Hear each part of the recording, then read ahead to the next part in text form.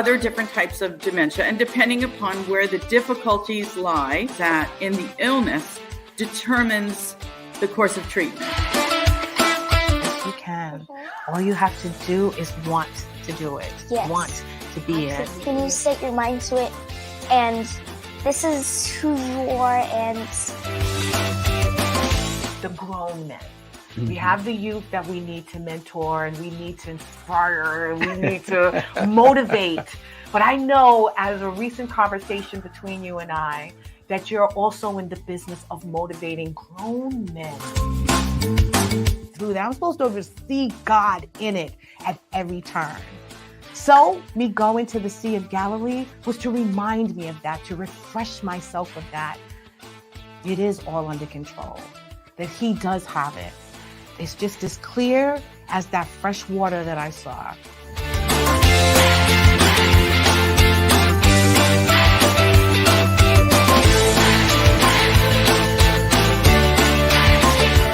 You're Our Unity, hosted by LaShawn Walker, Tuesday nights, 6 p.m. PST. Welcome, everyone, to You're Our Unity, a show that wishes to spread a spirit of peace and love in the world, one conversation at a time. We want to encourage you to celebrate all of the women in your life. We want you to honor them, those who have sacrificed, those that get up every single morning and have to handle a career, a job, and then a family and children, nurturing their community, giving back and serving. I want you to honor all of those women who are making an impact, not only in your life, but also the world. I am your host, LaShawn Walker. I'd like to welcome you in. Please like, share, and follow. Let everyone know that we're on right now. Happy March, everyone. I cannot believe that it crept up on us so soon. I feel like I was just in January celebrating my birthday, but I'm still celebrating because it is Women's History Month. And I hope that you guys are out there, as I mentioned earlier, celebrating all the wonderful, beautiful women in your life.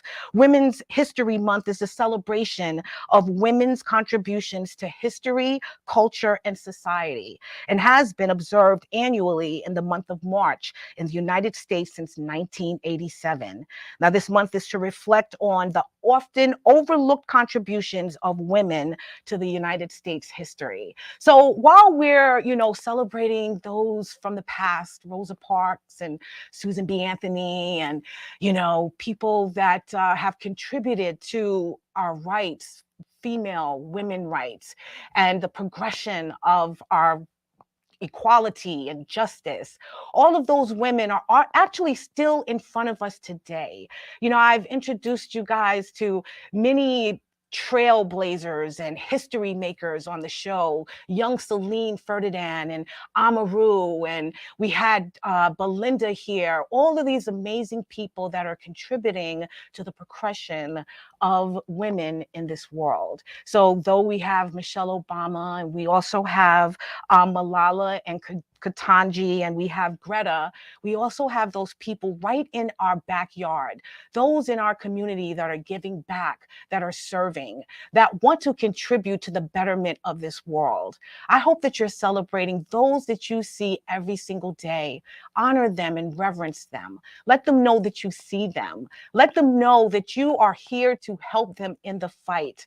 Let them know that, you got their back. So that's what I've been doing. I've been celebrating women. One in particular actually is my mom. I've been celebrating her because of the sacrifices that she made for my brother and I. She lived in Virginia, and, it was a hard upbringing that she had to endure, and, victim of racism and injustice, and also part of the civil rights movement. And she moved to New York because she sought a better life for us. She didn't want us to have to experience, any type of injustices or any type type of oppression. She wanted us to have a good education. She wanted us to see that there was hope.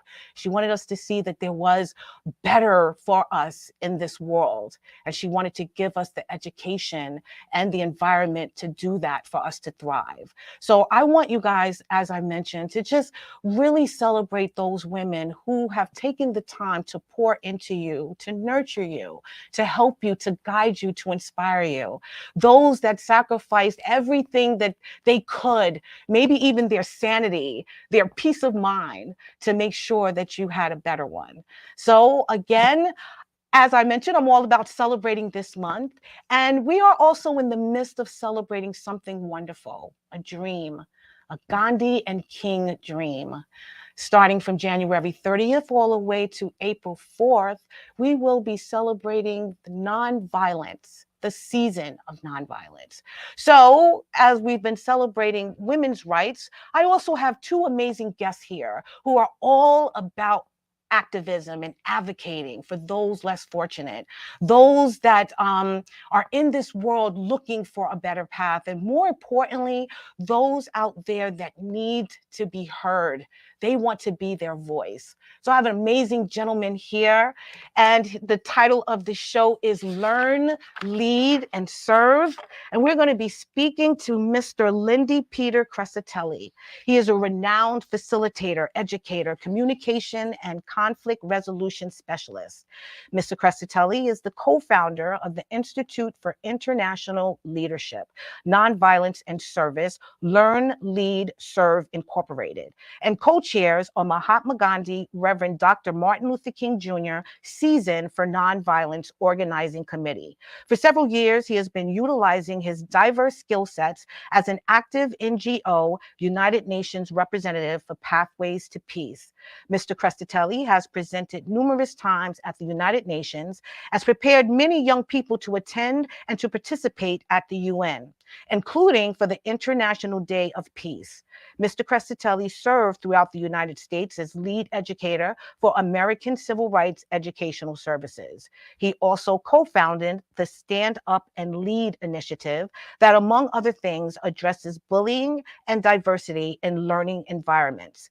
As a community organizer, advocate, and activist in densely populated New York City, he led successful efforts saving acres from development to be preserved as much needed parkland, and organizing buses from the New York tri-state area to a peaceful anti-gun violence demonstration that was one of the largest March on Washingtons in U.S. history.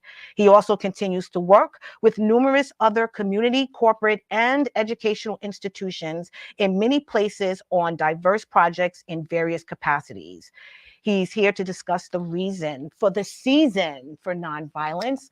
Please help me welcome Mr. Lindy Crescitelli. How are you? I'm great, LaShawn. Thank you for that amazing introduction. Wow, thank you. Thank you. That is all you, my friend. I appreciate it. So again, I know you are so busy working, planning, and preparing for this amazing event that I am so excited to be a part of and attend.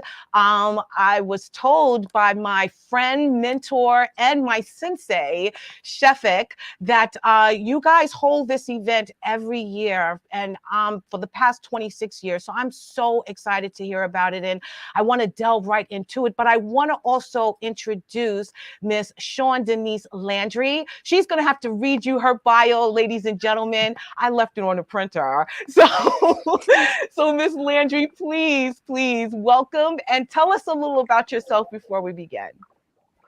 So good afternoon, everyone. My name is Sean Denise Landry, and I am a licensed social worker.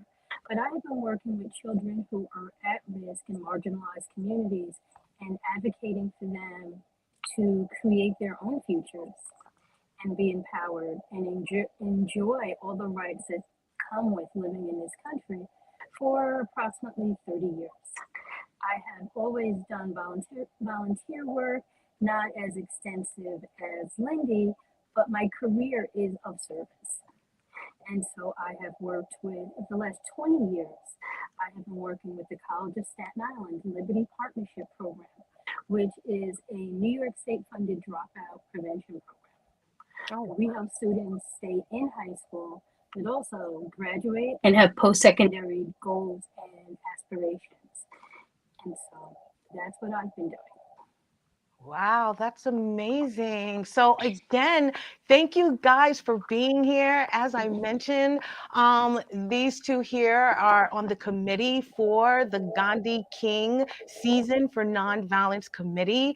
And this event is happening on the 28th. As I mentioned, my friend Shefik brought it to my attention. I've been sharing it with everyone that I know here on Long Island. I want every kid and their parent, their grandparent at this event. And so before we begin and discuss, what that event is and how important it is that everyone attends, please, Mr. Crescitelli, tell me first how you became an advocate, an activist for social justice and political activism.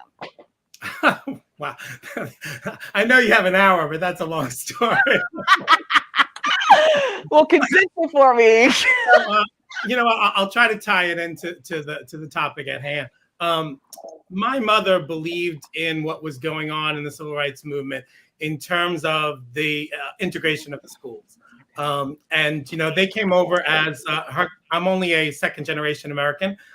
So my grandparents came over here, with an ideal of America, that it was like the place to be, and that it was a fruitful place, and started to discover that it had stuff that wasn't up there about its history that a lot of immigrants learned on the ground, including that Italian Americans at the time, for a lot of people, weren't considered white. There's books about that. There's topics about that. There's signs in history saying, no Jews, no blacks, no Italians, whites only, like, can apply for jobs and stuff like that. So, there's some of that. So my mother had a very empathetic view of things.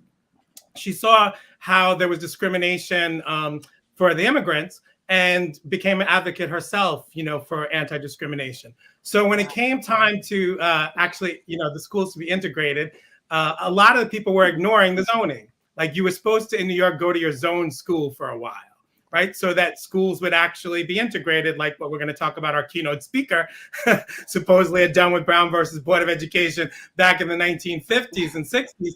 But when I was a child, decades later, it was still that there were schools that were pretty much all black and schools that were pretty much all white. And Mama said, you're supposed to go to this school, and you're going to that school. And I ended up being the only one looking like this in my class. And you know what? For little kids, nobody knew. We just played, and it was probably around third grade their brothers and sisters started to say, what's that white boy doing here? And attention to the world, that fast education started to pour in. Right. I know, Sean has almost the reverse in her situation of, education. So we're both kind of like still, and we still see it to this day. We go to schools sometimes, Sean and I, to do workshops where, I see the few brown faces look at Sean and be like, oh, I'm so glad she's here presenting, with him. So there's still a lot of that going on. The work still needs to get done. And it's not a mission to have a mission. Right. Like, if we're all God's children, if we're all going to benefit from each other in this crazy world, look at what diseases have been cured by people of color. Yeah. Look at what science has advanced by people of color. Look about some Italian contribution. Look at some Irish. It's like, what are we doing? Like, we need each other. We should be working with each other. And when we talk about, when we teach the history to the young people, they're like blown away. They sometimes will make the association and be like, wait a minute, you and Miss Shawn are like phenomenal educators together, phenomenal partners together, bringing us amazing programs. Do you mean to tell us you couldn't bring us on this bus together back then? Yeah.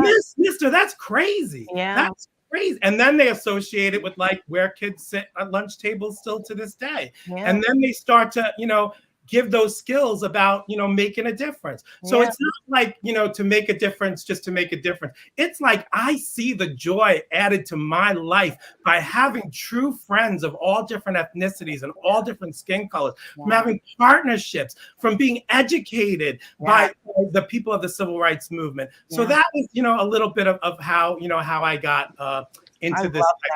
I hear you. I hear your passion. Oh my goodness. That's actually me. Like when I was growing up, I didn't see color, and I was one of very few, Black students in my class, and predominantly around, Turkish and Chinese and things of that growing up in Jackson Heights. But I loved it. I loved it so much because it taught me how to learn about different cultures, understand different cultures. And it was an education. And till this day, I love learning about different people and about where they come from. We all aspire for the same thing. As you mentioned, God put us on the earth. We're all the same people. We just have different experiences. So Sean, tell me, which I'd love to mention, Sean Denise. My name is LaShawn Denise. So we have something to comment. Yes, we do. Yes, How did you become involved in advocating for the youth and justice, social justice? Well, it's just that living on Staten Island, people don't think that African Americans are on Staten Island. It's like, where did you guys come from? Yeah. However, we have the largest and the oldest community of free Blacks right here on Staten Island called Sandy Ground.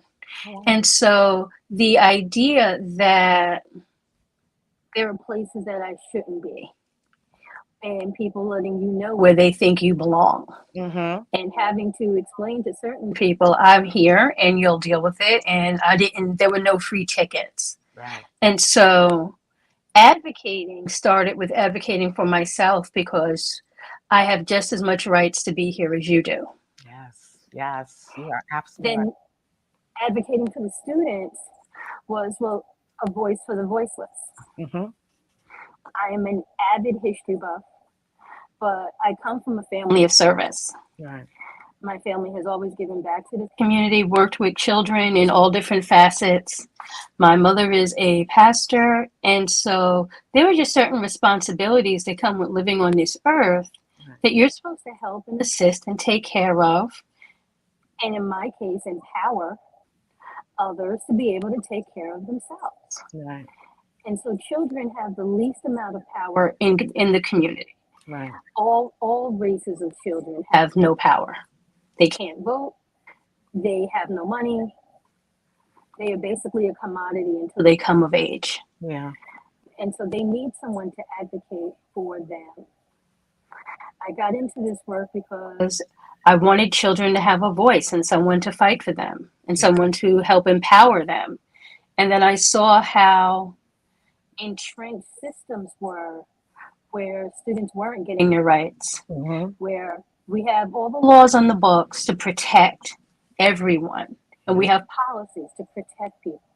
But within that are certain entrenched institutional systems that come straight from 3/5 a person. Right. When you were able to legalize 3/5 a person, you went on a trajectory for the last 400 years that has put us in the positions that we're in right now. Yes. And so working with the students to let them see themselves where, no, you're not less than. Right. So assist them to not buy into the stereotypes. Right. Assist them with, I'm what they call neurodiverse. I'm on the learning disabled spectrum. And so, but you don't see that when you see me. No, not at all. Not at all. Wow. I am working on my doctorate and have a master's from NYU and working on my doctorate from Tulane School of Social Work. And what happens, thank you, what happens is that you see me as a Black female and you can have whatever suggestions you want. And then you see me through this lens of being neurodiverse. And then you really think I shouldn't be here. Right. Yes. And so when you're constantly fighting against people's implicit and explicit bias and their bullying, because at the end of the day, racism and discrimination is bullying. Yes, it is. and disrespect. Yeah. And then you watch children try to navigate these systems. Yeah. Yeah. And they need to be empowered, and they need to know that they have the absolute right to be where they are and to learn, Yes. and to not be penalized twice as much, Yes. and to not be suspended. If you get suspended for one day for doing something, then I should get suspended for one day. Exactly. Yes. And so they're going through these systems and they don't understand where these policies came from. Right. And they're breaking it down to the very basic. Right. And there's two things they need to learn. One, how to navigate so that the systems that are in place can't hold them in. Right. But the other thing is that there's a way to make change. True. You can be an advocate at a teenager. You can be an advocate at a 5-year-old. We have pictures of students that walked in the March for Our Lives that was an 8-year-old holding a sign that said, all I want to do is go to school and not be shot at. Yes. I think we are teaching them early how to advocate for themselves these days. I really do. I feel because so many are standing up and speaking out and letting their voice be heard on so many different subjects and topics and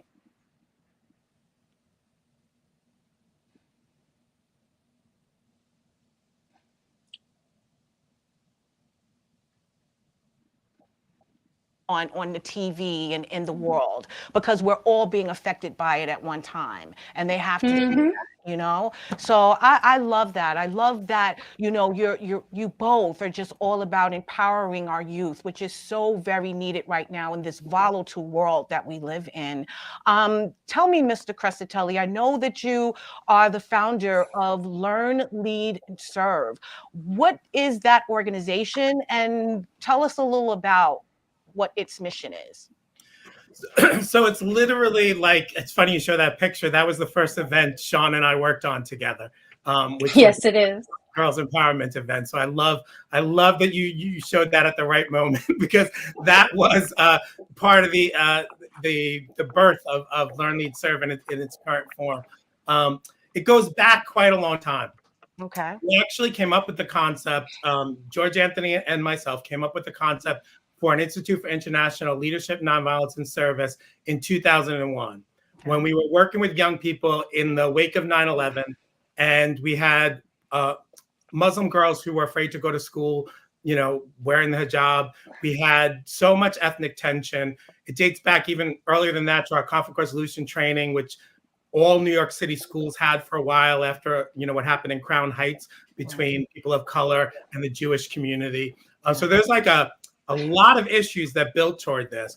And then for a long time, we were doing the work. And it was like, you know, we really have to make this official. You know, we have to make it official. And part of it was getting the co-chair the Gandhi-King Season for Nonviolence. Okay. We needed an institute to do that. So when it came around, 2018, 2018 is when Sean and I had been working together on many things, including that first thing that you saw, that amazing girl self-esteem event. We were all on that stage. We brought all the audience up on the stage with us and all their moms and everything. So it's also appropriate for Women's History Month. And we loved working together so much. We saw that we, you know, had a partnership that might be being sent from somewhere else. Like, it was just so logical. And when it came time to, you know, incorporate Learn, Lead, Serving, you know, I asked Sean to come on board and to partner with that. And so we brought the legacy people who had been doing the work for, you know, decades, even before us. Right. We brought young kids who we're working with onto our executive committee. And we formed Learn, Lead, Serve Inc. as a multicultural, interfaith, intergenerational, international leadership, nonviolence, and service organization. And we do that in every which form you can think of, through the arts, through trips, through education, through music, through dance, through history lessons. We made it as broad as possible for a reason. It's too important a mission to narrow ourselves. If you have an idea that can fit into the mission, Learn, Lead, Serve might be able to help you develop that idea. I love that. I really do. So basically, let me ask you, how do the kids become involved? Is this a local community center? Is it that you are doing it virtually? Like, how do kids become involved So with the organization? So All literally, of the above. yeah, it's international and local. We Okay. are working with young people right now at the event. There'll be a presentation with young people from all over New Jersey, from all over Staten Island. We've got young people from the Bronx we work with. We're communicating with people up there. And we actually, through American Civil Rights Educational Services, when I was lead educator for that, we traveled the entire East Coast, the Deep South, and we have connections there, and sometimes reconnect with the communities there. So, as Sean said, it's all of the above. We like to do local projects. We just were in communication with the Newark school system about them coming to the event, and local. We have representatives from Pennsylvania coming in, Harrisburg. So it's really, we mean it. It's international, interfaith, intergenerational, and you simply send us an email at how you want to be involved. I love it. We'll have a communication with you. I love that. Sean, tell me about some of the programs or workshops that you guys do with the youth. Currently, what we were working on was integrating how the students learn about history and bring it to life through dramatic expression and skits. And so they're working on something special about how to speak to historical figures that may be alive or not. Wow. How they would interview them. They also have we did the trip in the summertime of 22, where we went up to Rochester and met with Dr. Gandhi's grandson, Dr. Arun Gandhi. And they spent the day with him talking about what it's like to be nonviolent when you're being confronted with hatred and bias, and what Dr. Arun's experiences were, and what the current children's experiences are, and how do I live a nonviolent life in a violent world? Yeah, I love it. And so workshops through Liberty Partnership, which is the New York State program that's funded, that I am director for. We do a summer academy for college camp. And one of the things they do is civic engagement, communication skills, conflict resolution, the history of hip hop, performing arts and dance. And so they travel and they learn through this project-based learning. And so Liberty Partnership statewide is a state-funded program. So all of the services go to the students for free. Right. Nice. If there's a Liberty In your community, then if you're in that school district, then the services are free for you. And so we look at academic enrichment. Mm. Learning this history is important for identity, but it's important for your academics. In New York, you have to take the Regents. Yeah. And our keynote speaker has been a Regents question. And so anyone who has to go through U.S. history and U.S. history Regents and the AP exam, this is a once-in-a-lifetime experience to meet a living legend who can tell you what the history was in her lifetime. Yeah.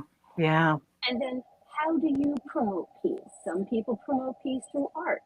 Some people promote peace through speaking engagements. Right.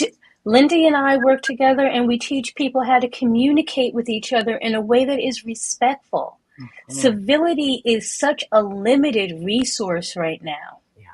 Yes. And it's coming out through illness, it's coming out through violence. And a lot of people say COVID was a pandemic for medical reasons. Right. But what that isolation did to the communities across the world was bring out the disparities. Yes. It has led to more people requiring mental health services, for which there is absolutely nothing wrong with, but the solution is that you have to give the services and receive the services so that you can heal. Yes. So that you can heal. You're absolutely so teaching peace and nonviolence and communication skills is part of that healing. That it is okay to say, time out, I need a break. Yes. It is okay to take a moment and get your thoughts together. Everything doesn't have to be a reality show smackdown. Exactly. Everything does not have to be reported. Yes. Everything is not for that. And so when you are fed a steady diet Mm-hmm.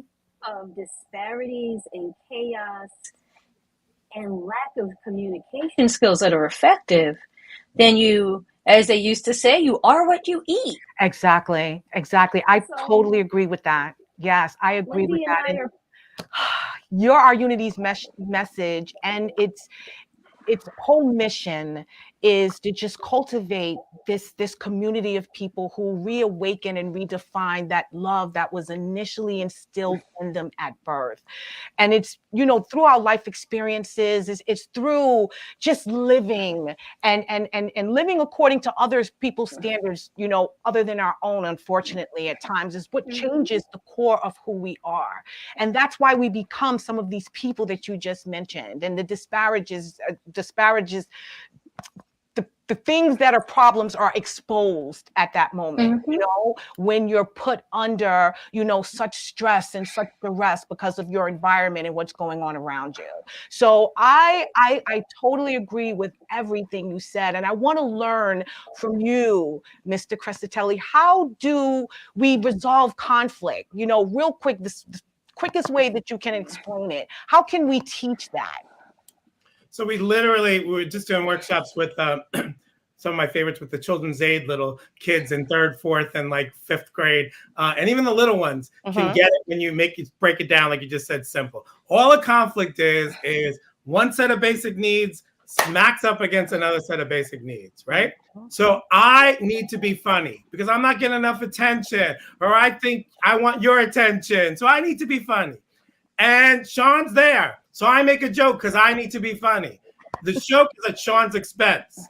Sean has a need to be respected like most human beings.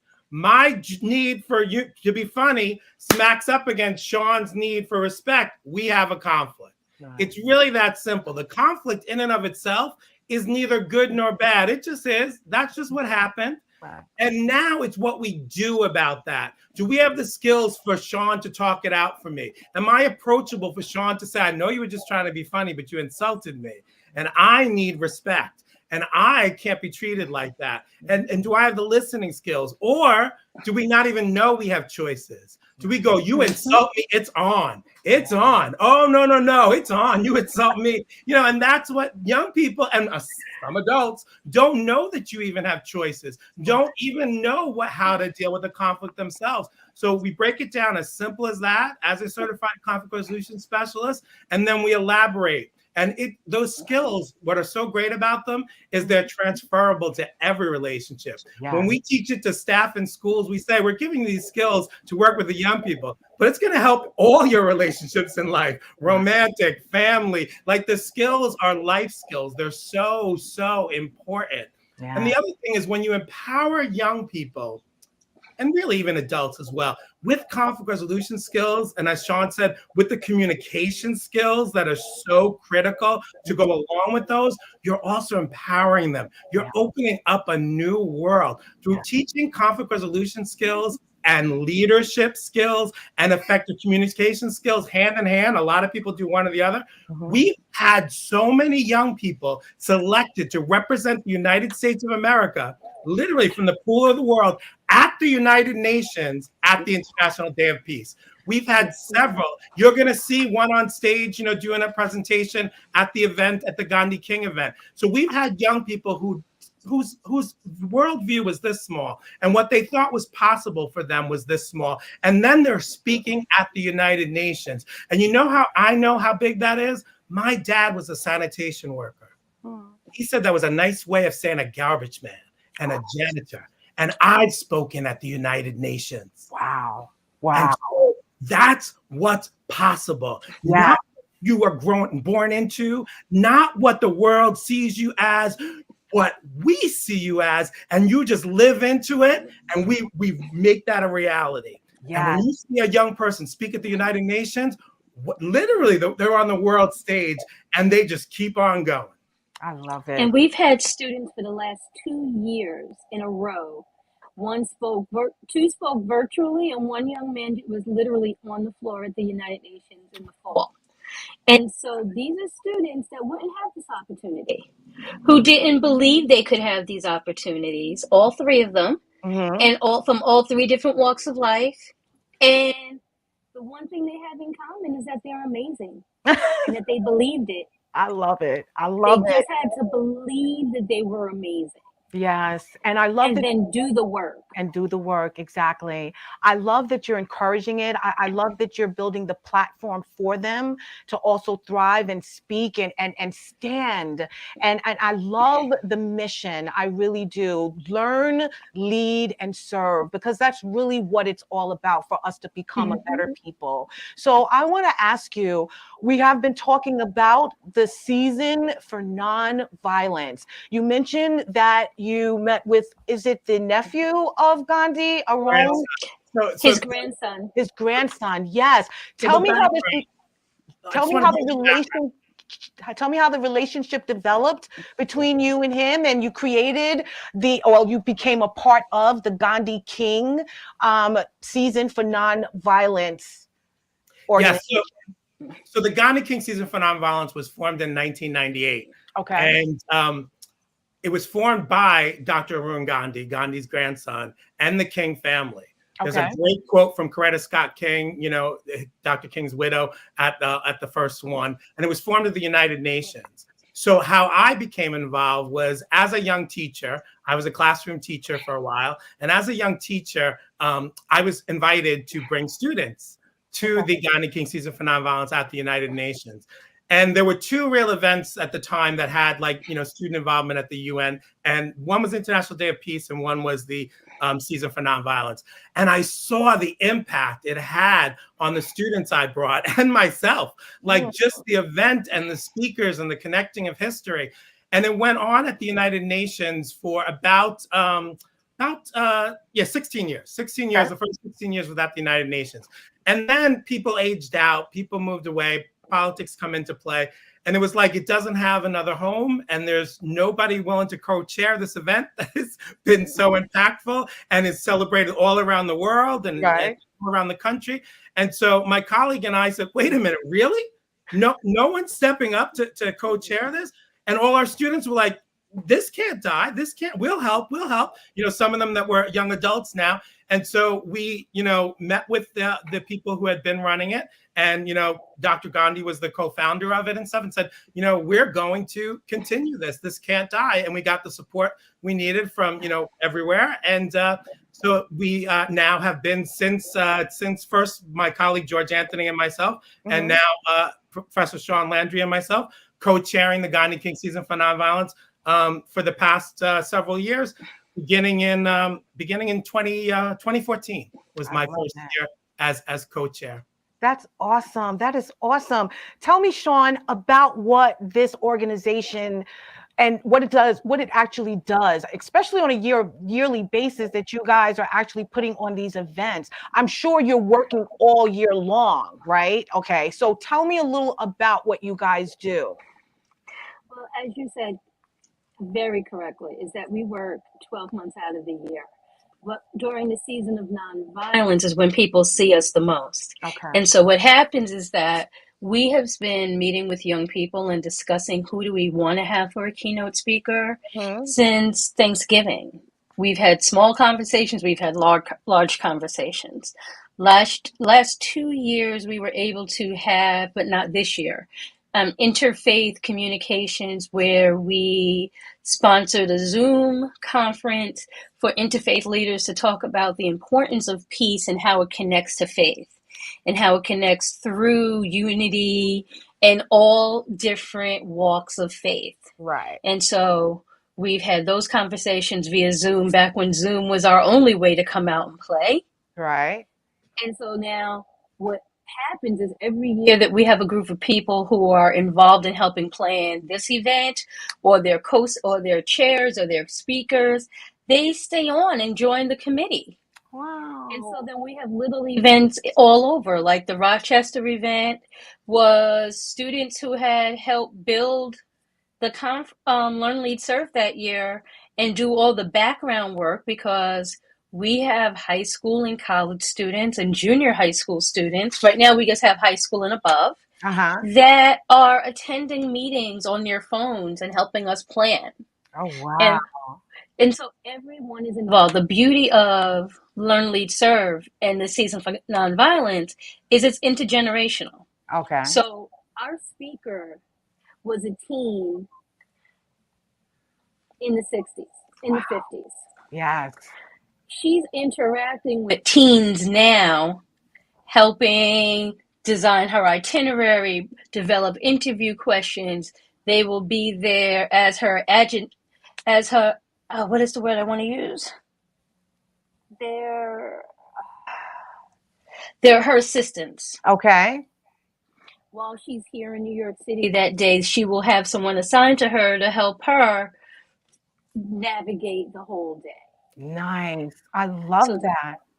The organization, the event is on March 28th, I believe. Yes, March 28th. I believe we have a flyer about that, and also the guests. Tell me about the two guests that will be speaking. I know Dr. Elizabeth Eckford will be one of the speakers. Can you tell us real quick about her?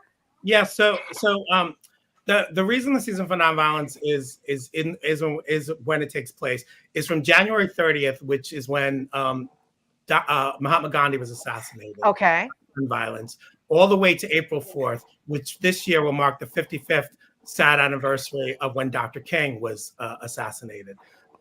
So the families came together to focus on that. In 1998, it was the 50th anniversary of when Dr. Gandhi was assassinated and the 30th anniversary of when Dr. King was assassinated. 148, 168. They saw that those anniversaries, like this year, it's the 75th anniversary of when Mahatma Gandhi was assassinated, the 55th of when Dr. King was assassinated. Wow. So what we like to do is connect, like last year online, it was Dr. Gandhi, to someone from that movement. So this year's keynote speaker is Dr. Elizabeth Eckford, who is arguably one of the most famous pictures of the civil rights movement, is that picture of her trying to go to school, just a teenager trying to go to school, and an angry mob screaming at her, saying lynch her, and especially that one photo of that one young white girl screaming from behind her with the mob there. And we have that photo. Yes, go ahead. We put up the photo, Bobby. Go ahead. I'm sorry. It's so important because, as Sean said, that photo has been a Regent's essay question to talk about social change. What is going on in that photo? And so it's not just a photo. She is a three-dimensional living legend in her 80s now. Yes. Who still tells that story of how she had to have 1,200 federal troops, 1,200 federal troops to have 9 Black children be able to do what Brown v. Board of Education said we were all entitled to, separate and unequal, go to school. And when we brought young people to meet her, and originally with ACRES, American Civil Rights Educational Services, we brought them to Little Rock to meet with her. And when she told them about the story behind that photo, that every day she would go to school and all those girls would spit on her dress to the point that she would rain it out and it would fill buckets of spit. Yes. Why is this important? Because what the young people have told us is when they hear that story firsthand, they value their education on a whole new level. That if she went through that to get the best education possible, that if they're name calling me, I can be Dr. Elizabeth Eckford and thrive. If they are calling me racial slurs, I can be Dr. Elizabeth Eckford and thrive. If they are bullying and excluding me, my dress isn't spit on to that degree. Maybe she did have it even a little worse than what I'm going through. So maybe I can thrive and be a recognized historical figure in the history books who has gotten the Congressional Medal of Honor, the highest award in the United States possible. She's now in the Little Rock Nine. They asked them to put their like handprints in a submarine. Like other statues, they're being honored nonstop now. But you know what? Not enough. No, you're right. Some people like to talk about give them their flowers. This is Women's History Month. That woman in the photo is alive, and she is coming to New York on March 28th. And so this whole tri-state area, come and give her flowers. Yes. Let her feel the love. Hear from her firsthand. It will be life impacting, if not life changing, and most likely life changing. I've seen it. We work with a young woman now whose grandmother, when we brought her the first time to meet with her, she's now a young adult.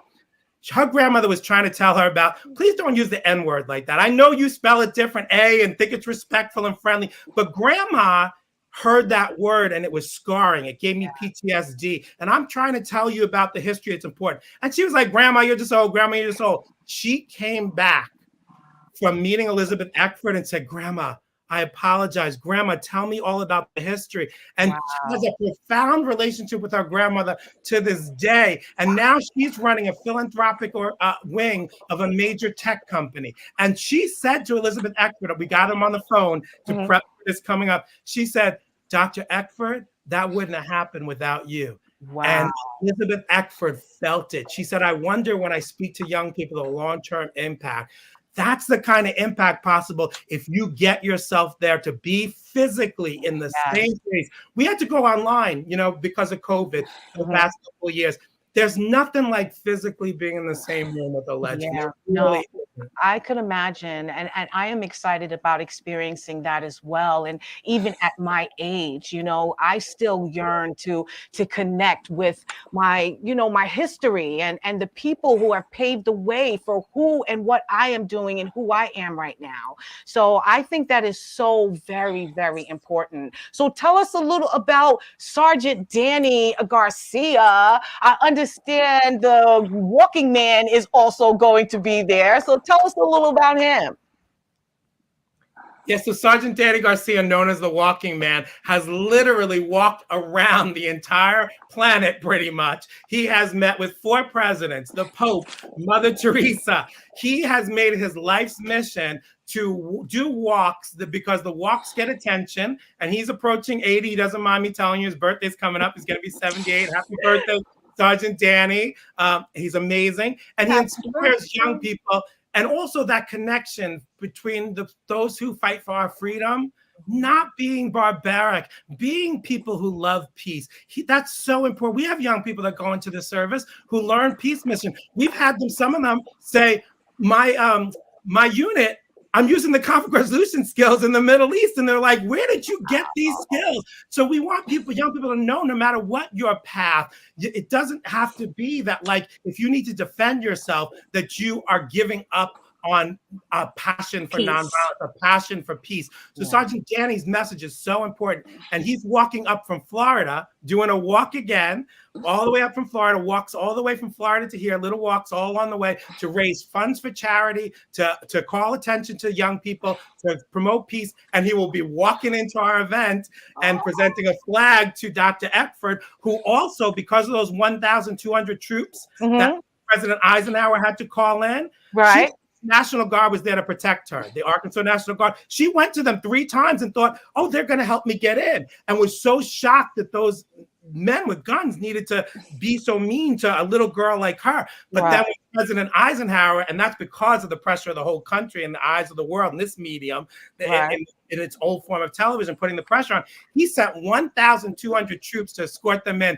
And when she talked to the young people, she's like, they're my heroes. They were so wonderful to see that those men this time were on our side, to see that was possible. It turned it around for her. And she chose to spend 5 years in the military as an adult doing service too. So, like, people of service find so many ways to be of service that don't often fit the stereotypes. So by having Sergeant Garcia and Dr. Elizabeth Eckford, who both served in the armed services, as well as being peace advocates and peace activists, and changing the mindset of a country, if not, and actually the world in many ways, is going to be so powerful. And we also have young people singing to them from all over the tri-state area. We have young people dancing to inspire.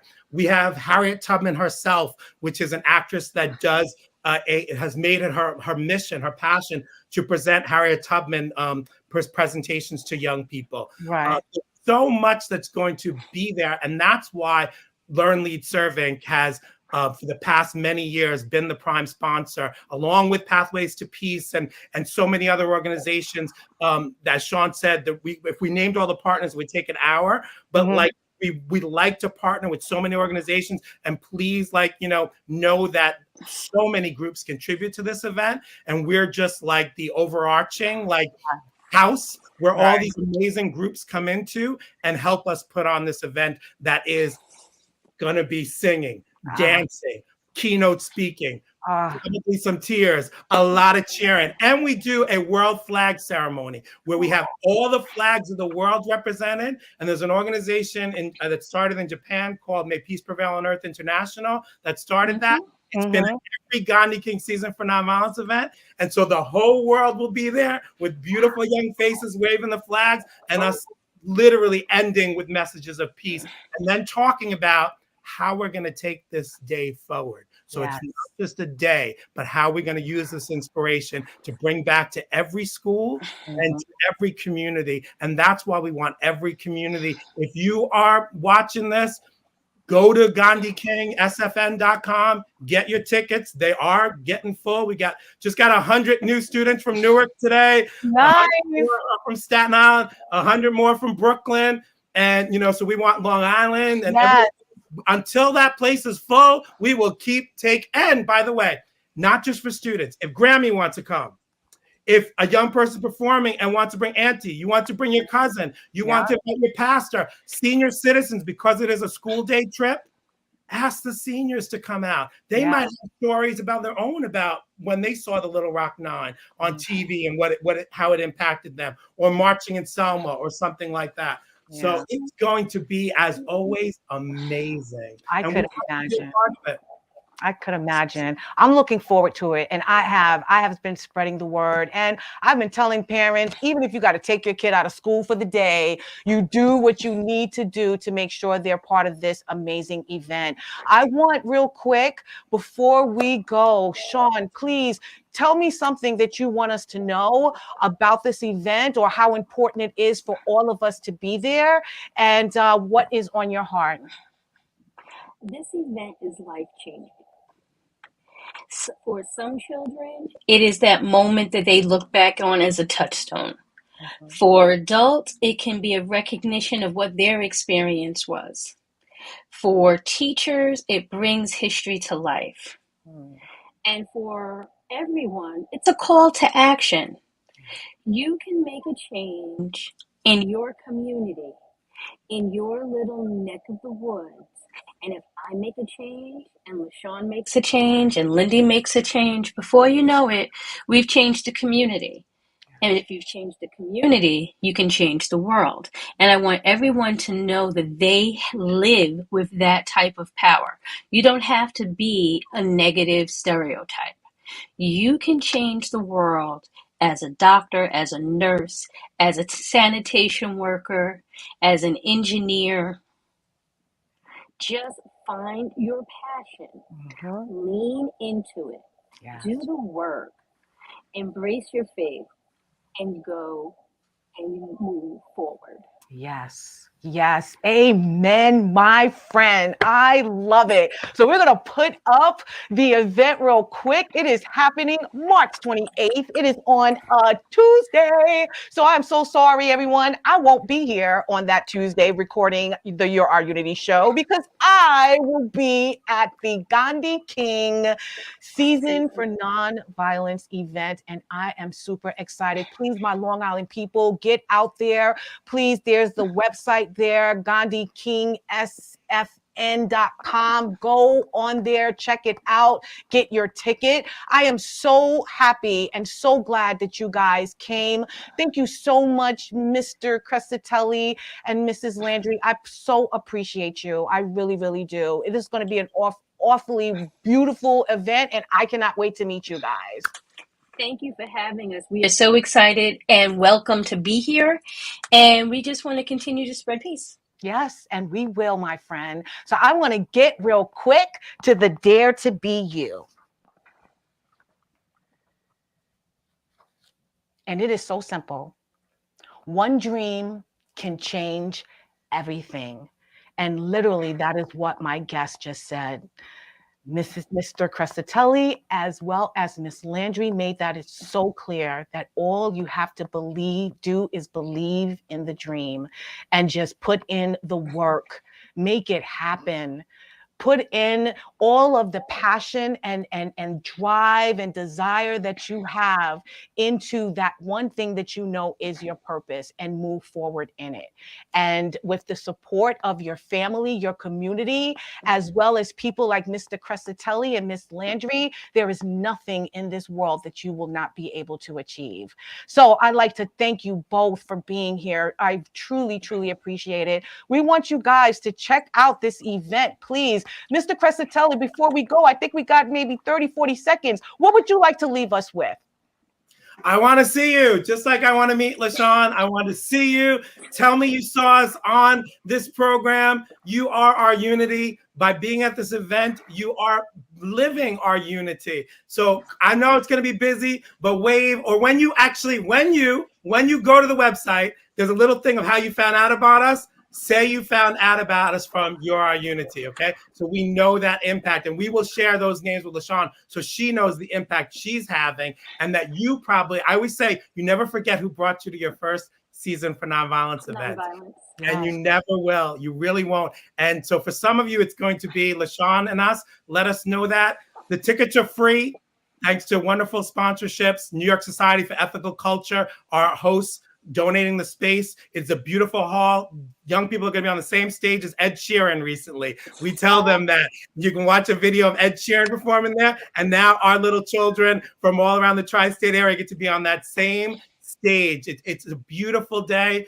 Come out. We have professional musicians as well performing, as well as young people. The one chorus was recently the ones at the Rockefeller Christmas tree from the Bronx, and they were also Kelly Clarkson show. So, and now they're going to be at our event. So we have little famous young choir from the Bronx too, and ones that have never been on a stage like this. So my message is seriously, and as she said, I'm a former teacher. You will have a pleasure writing that note. Try to get the school to come. If not, my child was meeting people from the history books, and so I thought that was a valuable day for them to be out. They'll do an essay on it, whatever. If they want a letter from us, it is, as Sean said, it's a touchstone moment for people's lives. Yes. It is that powerful an event, or we volunteer at this event. Sean and I and everybody on our committee does not get paid to work on this event currently. And all these hours are put in with love because we see the impact. So come out. It's free. We love to see you. Until we sell every seat, I sell. That's right. Until every seat is full, we'll keep taking reservations. I hear that. It is imperative. I'm sorry, real quick. Please go to Eventbrite. Yes, go to Eventbrite. And for all those that know me, that I sent out the text messages, just click the link. That is it. It is imperative that we all be there. It's about love, peace, and unity. And that is what we are sharing at this event. And we want you to move it forward for the rest of your lives. I love you guys so much for being here. Please remember that peace and love is in the palm of our hands. Let's go out there and be some love, give some love, and share some love. I will see you next week on Your Our Unity. Please have a wonderful week. I love you. And you guys have a good night. Thank you so much for being here. Thank you for having us. Good Thank night. you. Looking forward to seeing you on the 28th of March. Yes, you will.